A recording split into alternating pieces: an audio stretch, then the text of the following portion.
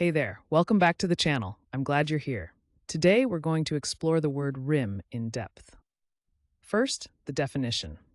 Rim means the outer edge of a circular object, like a wheel or cup. Think of it simply as the border around a circle. Rim can also refer to edges in various contexts, like the rim of a hat or a basketball hoop. Now let's talk about where this word comes from. Origin stories can be fascinating. Rim traces back to the Old English rima, meaning border or edge. Over time, it's been used by English speakers to describe various edges and borders of round objects. The word is carried through history and still shows up today in surprising ways. So how do you use rim in everyday language? Let's go through some examples. Correct example 1. The car's rim was scratched after hitting the curb.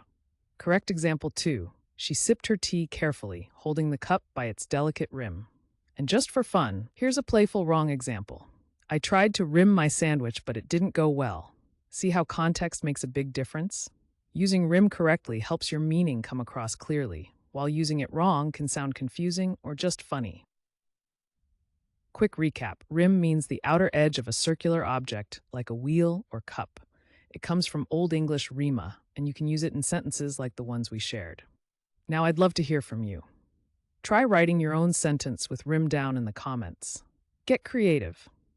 And if you found this helpful, make sure to hit that subscribe button and join us for more word deep dives every day.